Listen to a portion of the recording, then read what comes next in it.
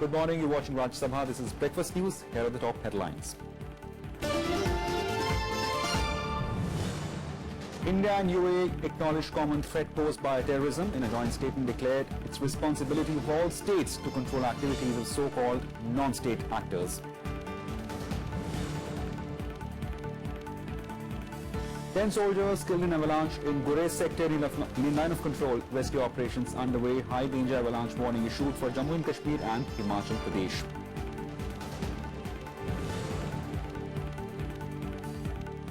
Shiv Sena to go solo in upcoming civic polls in Maharashtra. Uddhav Thackeray warns those who underestimate Sena will be uprooted. Chief Minister Fadnavis says change will happen irrespective of alliances.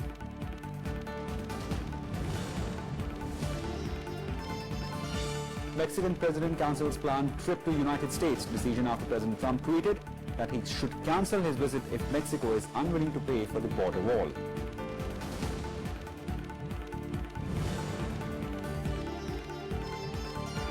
And England beat India by 7 wickets in first T20 international played in Kanpur, lead 3-match series 1-0.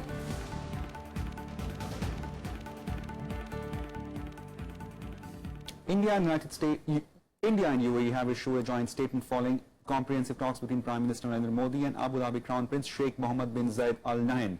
The two countries termed their ties as time-tested and vowed to further intensify wide-ranging bilateral engagements, including in strategic areas of security, defense and energy.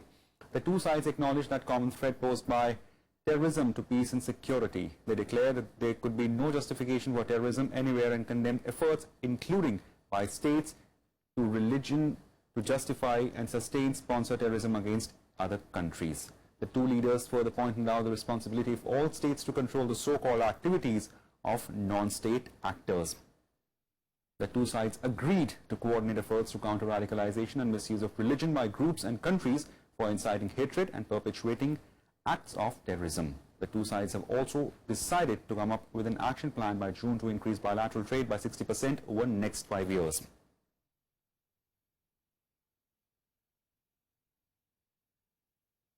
Time for some election news.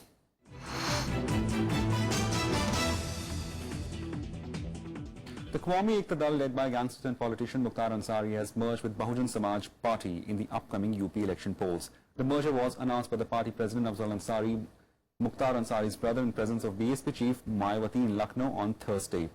Afzal attacked Samajwadi Party chief and Chief Minister Akhilesh Yadav, calling him anti-Muslim and a betrayer. The Qawmi Ekta Dal merger with SP last year had triggered a political turmoil in the party, with Akhilesh Yadav opposed to it. Mukhtar Ansari has been given a ticket to fight from Mau, his son from Ghosi and his brother from Mohammadabad for the upcoming elections. BSP chief Mayawati claimed that the false allegations are being levelled against Ansari and his family to malign them by their political rivals. Reacting to the merger, Samajwadi Party claimed that BSP is going through its worst phase in the last decade and that move exposes their mentality. The BJP said Mayawati is trying to grab power on the back of muscle men. आज पुणे इनको BSP में शामिल किया जा रहा है, लेकिन इससे पहले यहाँ मैं ये भी कहना चाहूंगी कि इनको अर्थात मुख्तार अंसारी परिवार को खासकर पूर्वांचल के कृष्णा नंद राय की हत्या से जो जोड़कर देखा जाता है, तो ये घटना सन 2005 में सपा सरकार के समय में घटी थी, जिसे अब वर्षों बीत चुके हैं, जबकि इस मामले की सीबीआई जांच भी हुई है। लेकिन संबंधित अंसारी परिवार के मुताबिक इसकी पुष्टि के इनके आरोपी लोग आज तक भी कोर्ट में इसके पुख्ता सबूत नहीं जुटा पाए हैं। इसलिए इन सब बातों को भी ध्यान में रखकर तब इनको यानी कि अंसारी परिवार को बीएसपी में शामिल करने का फैसला लिया है। It is an internal matter of the BSP, and we all know that BSP is going through its worst phase that it has seen in the last 1 decade. Ms. Mayawati sleeps for 5 years and she is not even connected with the voters of Uttar Pradesh, and during elections she is reminded of the people of Uttar Pradesh. She will get a befitting reply. Mukhtar Ansari परिवार के समर्थन में उत्तरी बसपा प्रमुख ने उन्हें मुकदमे का क्लीन चिट देने का भी काम किया। जो काम न्यायालय का है उसकी भूमिका में मायावती जा रही हैं। बिजली, पानी, सड़क, स्वास्थ्य, शिक्षा, सुरक्षा, इसकी उनके पास कोई नीति नहीं है, कोई कार्यक्रम नहीं है, और सिवाय राजनीतिक जुमलेबाजी से वो उत्तर प्रदेश के चुनाव में जाति और मजहब के नाम पर वोट बटोरने की कवायद कर रही हैं। उत्तर प्रदेश की जनता समझदार है, वो अपने मुद्दों पर, सकारात्मक मुद्दों पर मतदान करने वाली है। देखिए, टिकट नहीं मिला तो कहीं ना कहीं तो जाएंगे ही। अब उनका आखिरी डेस्टिनेशन वही बीएसपी रह गया है, और बीएसपी अगर उन्हें टिकट दे रही है तो आप जानते ही हो कि इसके पीछे क्या वजह हो सकती है। मैं समझता हूं कि इलेक्शन के मौके पे आना जाना तो लगा रहता है, इससे कभी ये तय नहीं हो सकता कि कौन आदमी किस तरफ है। In Uttar Pradesh, today is the last day of withdrawal of candidates for the first phase of elections. Nominations for phase 1 began on January 17. The scrutiny of papers took place on Thursday. The polling for the first phase will be held on Feb 11th. 73 constituencies spread over 15 districts of Western UP go to polls in the first phase. Also today is the last date of making nominations for the second phase of the elections. The scrutiny of papers will take place on January 30th, and last date of withdrawal of the papers is the 1st of Feb. Polling for the second phase, in which 67 constituencies in 11 districts would take place on Feb 15th. Voting in UP for 403 assembly seats will take place in 7 phases.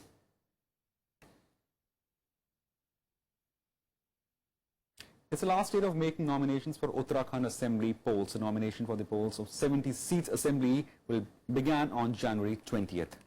The scrutiny of nominations will take place on January 30th, and Feb 1 is the last date of withdrawal of the nomination. Polling will take place on Feb 15th, and counting of votes will take place on March 11th.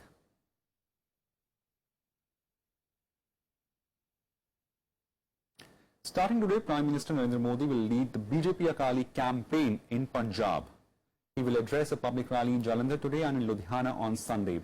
Earlier this week, Union Minister Vijay Sampla took stock of preparations ahead of the Prime Minister's rally at Jalandhar's PAP ground. Senior BJP leaders Arun Jaitley and Rajnath Singh have also campaigned for its candidates in Punjab ahead of Feb 4th elections.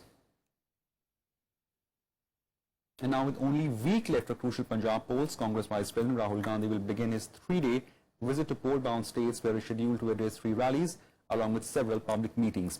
He will address a public meeting in Majitha today. Rahul will also address rallies at Akali stronghold Lambi and Jalalabad, represented by Chief Minister Prakash Singh Badal and his son and Deputy Chief Minister Sukhbir Singh Badal. During his visit, Rahul Gandhi may officially announce Captain Amrinder Singh as Congress Chief Ministerial candidate for Punjab.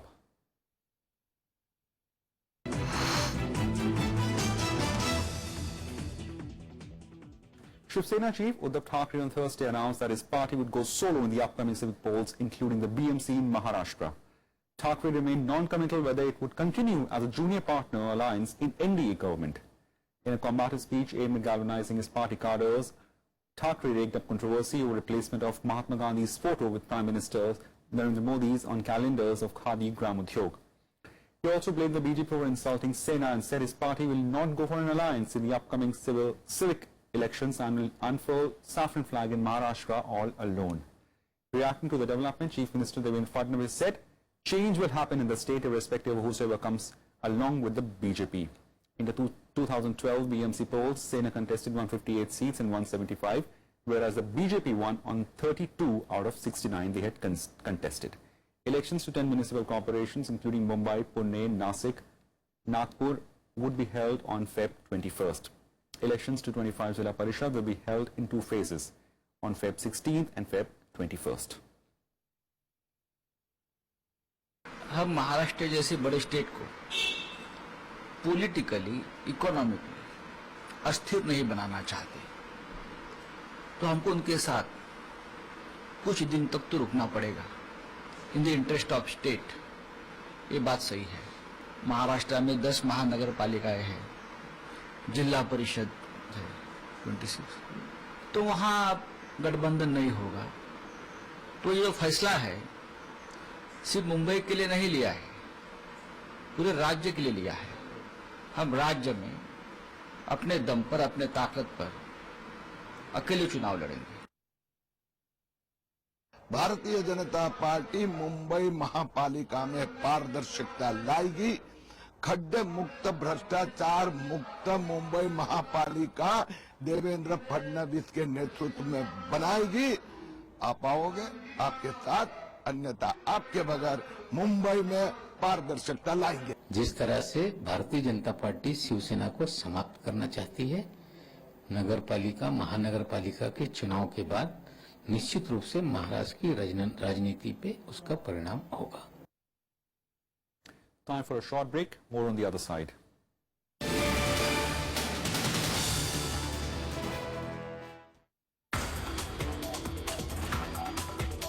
Weather forecasting is a non-linear process, so therefore it cannot be solved by any exact method. We have to go by the numerical solution of the set of mathematical equations which govern the physics of formation of the cyclones. Compared to 1999 when 10,000 people died because of the Odisha super cyclone, with a similar cyclone of cyclone Phylline on 12 October 2013 which caused Gopalpur, only about 20 people died. If I compare, actually there has been a paradigm shift with respect to all approaches of the cyclone warning system. Watch Eureka with Dr. Mrityunjay Mahapatra, Head of Cyclone Division, IMD, only on Rajya Sabha Television.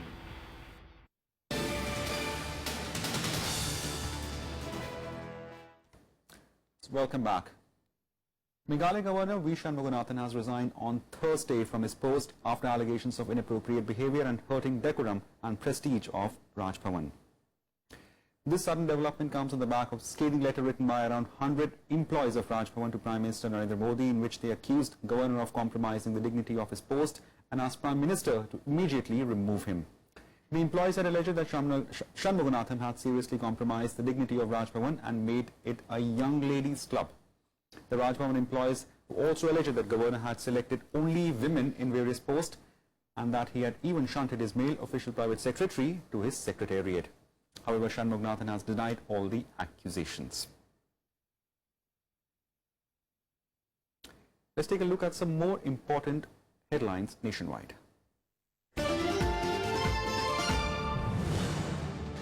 CBI Director Designate Alok Kumar Verma will take over as Chief of Premier Investigating Agency today. Verma was appointed as new Director of CBI on January 19th. He is a 1979 officer of AGMU IPS cadre. He has been appointed for a period of 2 years.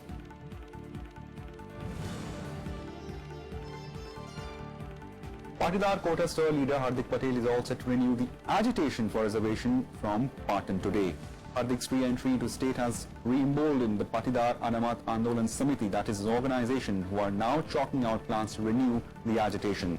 The reinvigoration of Patidar agitation could become a fresh headache for the Vijay Rupani government in Gujarat, which is already grappling with serious issues raised by Dalits, led by young leader Jignesh Mevani as well as OBC leader Alpesh Thakur.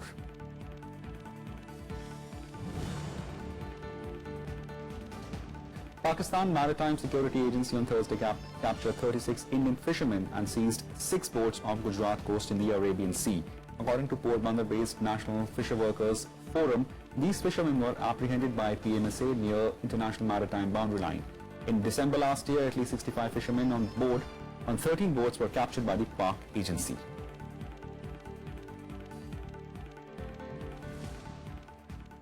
Ten Indian soldiers have been killed in avalanches in heavily militarized Himalayan region of Kashmir Valley on Friday. The avalanches hit the army camp on Gurez sector on Bandipora district near the LOC on Thursday, in which several soldiers were trapped. Rescue operations are still underway. Body of 7 soldiers have been recovered so far from the spot of the incident. A high danger avalanche warning has been issued again today for some places on the slopes of Jammu and Kashmir and Himachal Pradesh. Kashmir is experiencing a heavy snow this week and authorities have warned of high danger of avalanches over next 2 days. Power and communication lines is also cut in some areas. Prime Minister Modi has expressed grief over the death of soldiers due to avalanches in Gurez sector of Kashmir. In a tweet, Prime Minister Modi said he is deeply saddened at the death of brave soldiers in the incident. The Prime Minister said he had directed authorities for speedy search and rescue operations. Rescue operation on है। अभी तक जो है हमारे पास जो latest information आई है उसके मुताबिक 10 लोगों की डेड बॉडीज रिकवर हुई हैं और एक जो है वो जो है जिंदा रिकवर हो गया है, तो 4 अभी भी मिसिंग हैं। Now, cold wave conditions are further intensified in North India's region, experiencing intermittent rain and snowfall. Look at the cold wave conditions across several states in the region. In Himachal Pradesh, normal life has been thrown out of gear. The high hills are experiencing intermittent snowfall. Power supply has been disrupted in several districts. Landslides have been reported.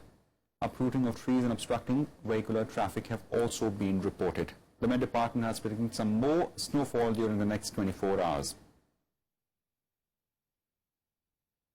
Meanwhile, in Delhi and Punjab and even Haryana, moderate to heavy rains has been reported from various places. Light hailstorm has also been reported from some places. Low-lying areas have been waterlogged. The Met Department officials have said that rain is due to western disturbance and more rainfall is likely in the region. Long-serving Russian ambassador to India Alexander Karakin passed away on Thursday due to heart failure in New Delhi. Karakin was serving as Russian ambassador to India since 2009. Previously, he had served as Russian envoy to India between 1999 and 2004. Karakin began his diplomatic career also from India as third secretary at the Russian embassy in 1972. Prime Minister Modi and Congress President Sonia Gandhi have condoled the passing away of the diplomat. On the occasion of Republic Day, the national capital, including India Gate and Rashtrapati Bhavan, turned in tricolour. This after nation showcased its rich cultural diversity and achievements in various fields that was displayed at the majestic Rajpath during the parade.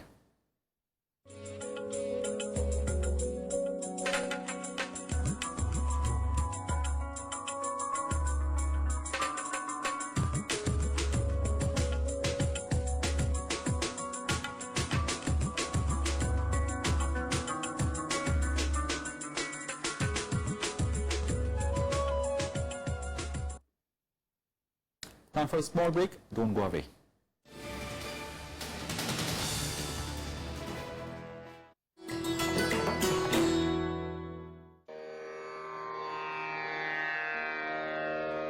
The sacred relics of Buddha were unearthed in Piprava in Uttar Pradesh. Buddhist monks from all over the world visit the National Museum to pay their respects. These charred bone fragments of Buddha are housed in the gold canopy gifted by the royal family of Thailand.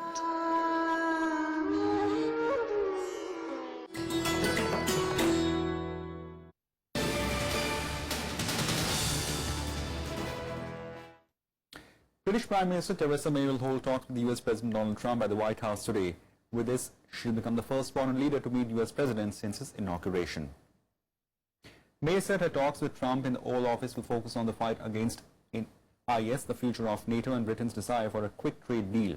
Earlier on Thursday, May embraced Trump as a friend and ally, but cautioned him not to turn his back on the global institutions and long-established political values. On her first visit to the US as Prime Minister, Theresa May called the start of Trump's term a new era of American renewal. However, she firmly rebuffed some of his foreign policy views. May insisted that US-UK relationship was not built on personalities and sometimes opposites attract. President Trump's victory, achieved in defiance of all the pundits and the polls, and rooted not in the corridors of Washington, but in the hopes and aspirations of working men and women across this land. Your party's victory, in both the Congress and the Senate, where you swept all before you, secured with great effort and achieved with an important message of national renewal. And because of this, because of what you have done together, because of that great victory you have won, America can be stronger, greater and more confident in the years ahead.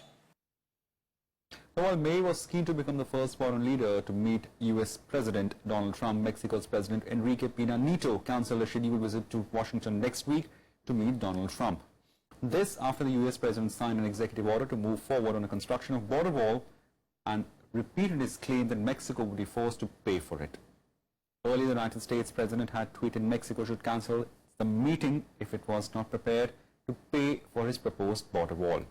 Responding to that, Mexican President Peña Nieto said on Twitter this morning, "We informed the White House that I will not attend the work meeting planned for next Tuesday with POTUS." He added, Mexico reiterates willingness to work with the United States to reach accords that favor both nations. Meanwhile, Trump later in a speech to Republican lawmakers in Philadelphia said meeting with Mexican president would have been fruitless. Border security is a serious national issue and problem. A lack of security poses a substantial threat to the sovereignty and safety of the United States of America and its citizens. Most illegal immigration is coming from our southern border. I've said many times that the American people will not pay for the wall. To that end, the President of Mexico and myself have agreed to cancel our planned meeting scheduled for next week. Unless Mexico is going to treat the United States fairly, with respect, such a meeting would be fruitless, and I want to go a different route. We have no choice. On to some cricket news now. England defeated India by 7 wickets in the first T20 International at Green Park Stadium in Kanpur on Thursday. The visitors achieved the target of 148 for 3 with 11 balls remaining. Ian Morgan contributed 51 runs while Joe Root made an unbeaten 46.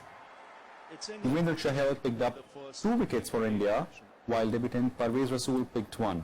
Earlier, the host made 147 for 7 in the stipulated 20 overs. England lead 3-match T20 series 1-0. The second T20 International will be played in Nagpur on January 29th.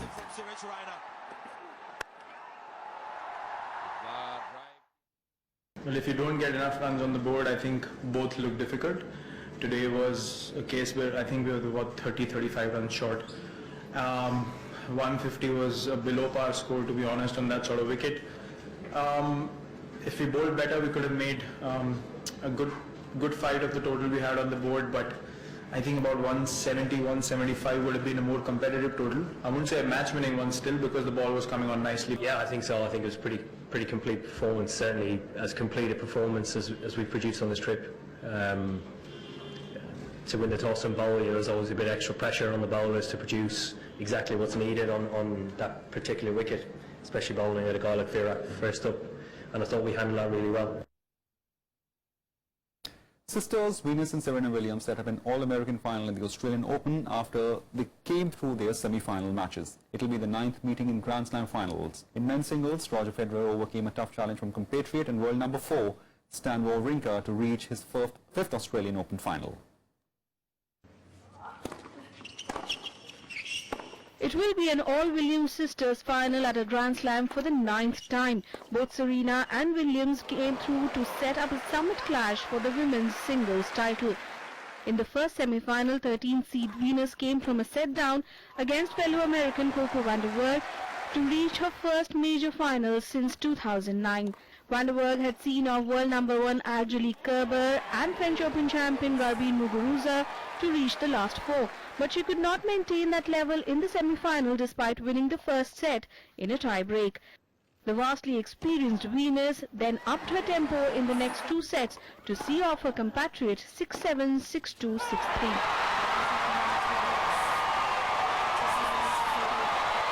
In the second semi-final, Serena, who's vying for an Open-era record 23rd Grand Slam singles title, saw off unseeded Croat Mirjana Lucic-Baroni in straight sets. The world number 2 was ruthless in her 6-2, 6-1 victory over the Croat, who had last played Grand Slam semi-final 18 years ago.